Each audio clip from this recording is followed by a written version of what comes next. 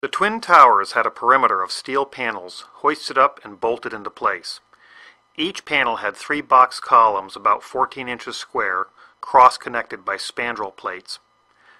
After the plane hit, the fires were burning out and cooling down. The flames on the south tower, which appear to be getting lesser and lesser, is where the smoke is getting progressively lighter and lighter, indicating that the fire officials are getting closer to putting this fire out.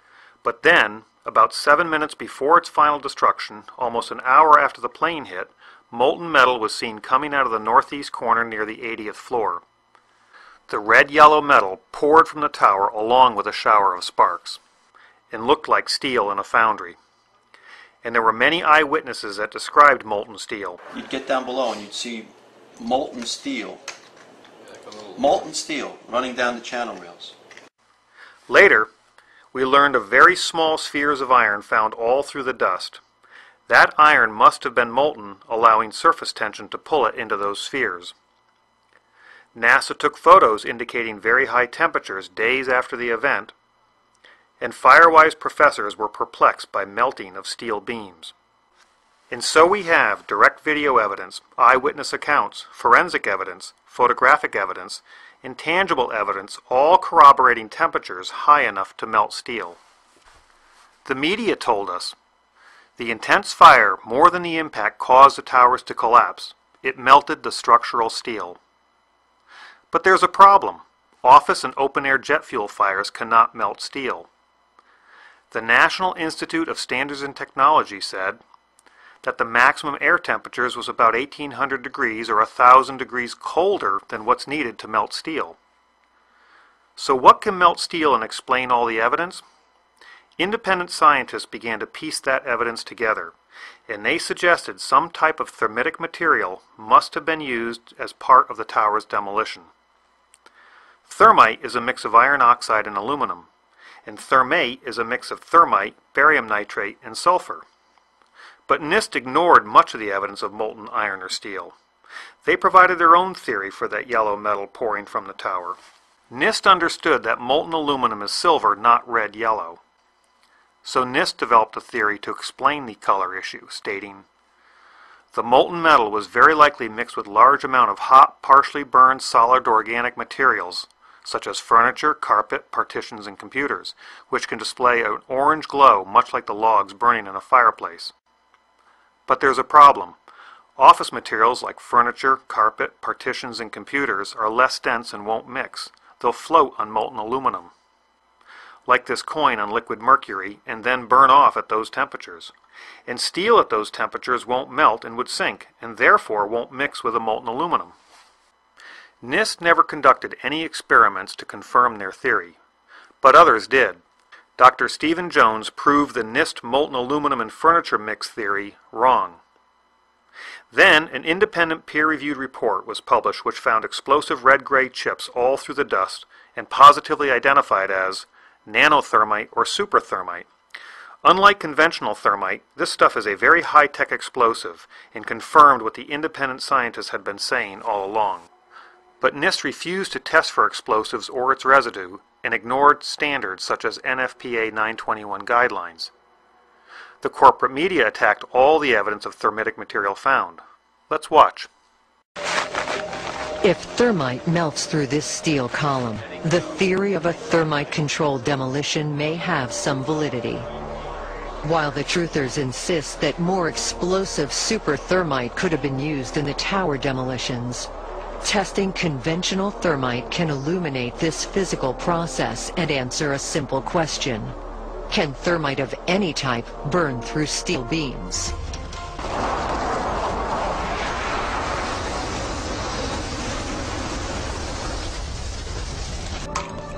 Despite 175 pounds of thermite packed around the steel column, it remained undamaged. Mythbusters says, the events of 9/11 will not be allowed to be debated and discussed. And they barely managed to melt through the roof of a car with a half a ton of thermite. And the debunking websites say, the thermite would have also needed to cut sideways. Not an easy feat for thermite. You see it's a powder which burns chaotically, maybe with some device, but no working device has been proven to me to work to cut a vertical column. So we are led to believe that thermitic material cannot melt steel, cut steel horizontally or vertically, and would take massive amounts to do any real damage. So who's right in this great thermite debate? NIST and the media? Or the independent researchers and scientists who stand nothing to gain? It's time we conduct our own experiments to answer these questions. Can thermitic material melt steel? Can it cut horizontally or vertically? And does it take massive quantities to do any real damage? Many wide-flange beams were also used in the construction of the towers, connected in a variety of ways. Could thermite cut or weaken such a connection? Using the same beam from my eutectic steel video and another 12-inch beam, I proceeded to make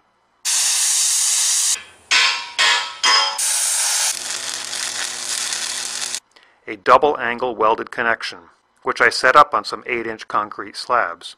I could not obtain nanothermite, so I made small quantities of old-fashioned thermate, which is not considered an explosive, with ingredients that are legal and readily available. Thermate is difficult to ignite, and ordinary fuse is not hot enough.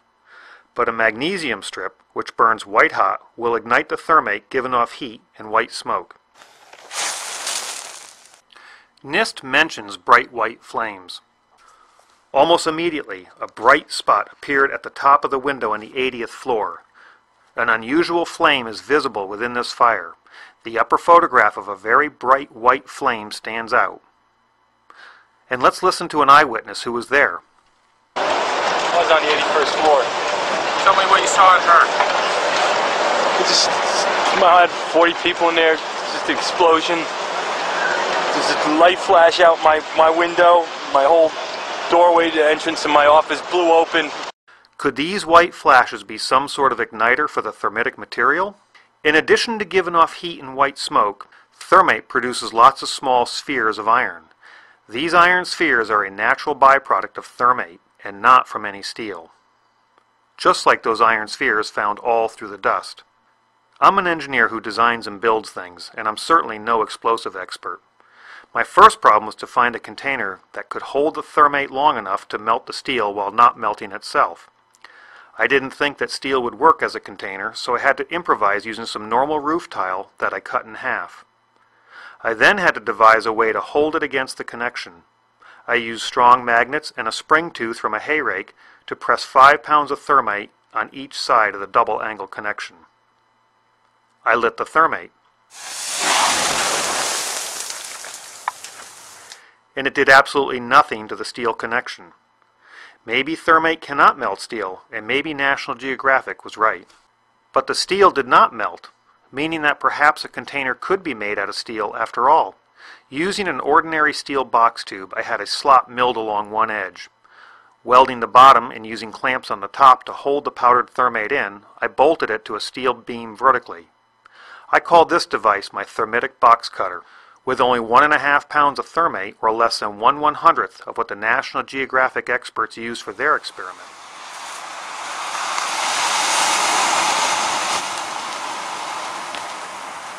Not only was I able to melt steel, but it also sliced a vertical cut. So I made a slightly larger thermitic box cutter and used 2 3/8 bolts drilled and tapped on one side of the connection.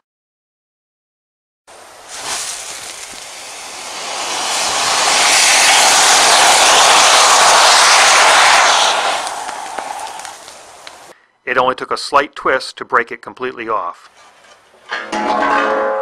I noticed as the thermate burned, it tended to lose its cutting power, perhaps because it could expand into the area where the box cutter previously burned. So I built a piston-driven box cutter using a compressed car hatch piston. I added sheets of tungsten to minimize the burnout and allow the piston to slide better. I then bolted my contraption to the flange of the column and ignited the white-hot magnesium.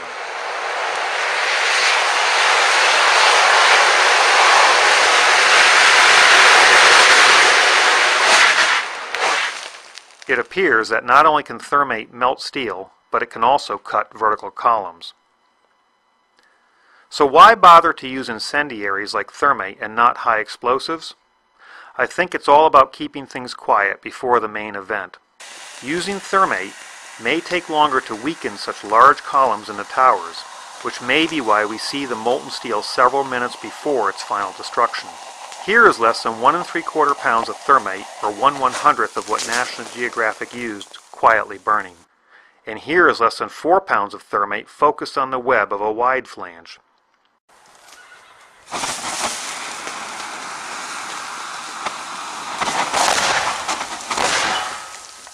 Which can also be set up on a vertical column.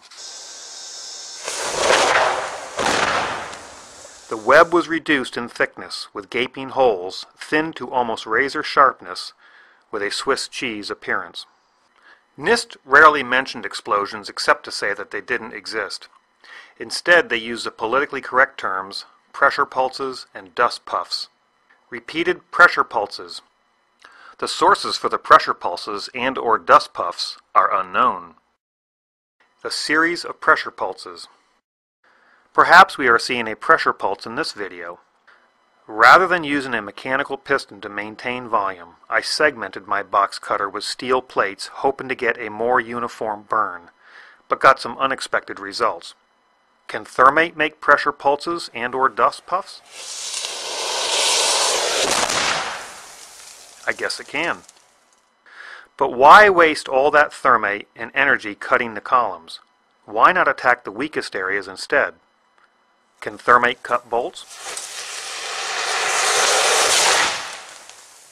I guess it can. But what if just the head of the bolt is exposed rather than the nut and the threads? Can thermite be configured to cut just the bolt head? I guess it can. And without any evidence on the other side. I don't think that something like my piston-driven box cutter was bolted to the office walls, or trash bags full of thermite used. It's more likely that any pre-weakening thermitic material were hidden inside the perimeter box columns. I had a replica of a segment of the WTC box columns made up. And like the Trade Center iron workers, I bolted the segments together. And made 2 sets of my 2 bolt blasters, placing them in the access hole. Let's listen to another eyewitness. Like, it sounded like gunfire, bang, bang, bang, bang, bang, and then all of a sudden, 3 big explosions. Is it even possible that thermite could do this? I guess it is. I made a 4-sided box cutter split in 2 pieces so they could be inserted inside the column. I held it up on the burnt-out bolt blasters and thought I could hold it down with magnets. Let's see what happens. I think my box cutter blew about 30 feet up, consuming valuable energy and trimming my tree in the process. Nevertheless, the inside of the column was cut about 3/4 of the way through. Were thermitic devices or maybe explosive nanothermite sprayed inside those box columns?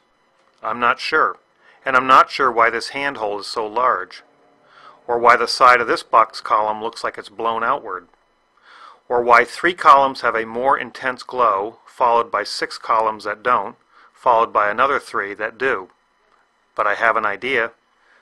But I do know that it's impossible for jet fuel or an office fire to melt steel or iron, which means the official story is wrong. Yet despite all the overwhelming evidence of explosions in molten steel, some people will still believe that this is aluminum and believe Building 7 fell naturally from an office fire. But those people will believe anything. Meanwhile, the government lies while the media hides the truth about 9/11. Can thermite of any type burn through steel beams?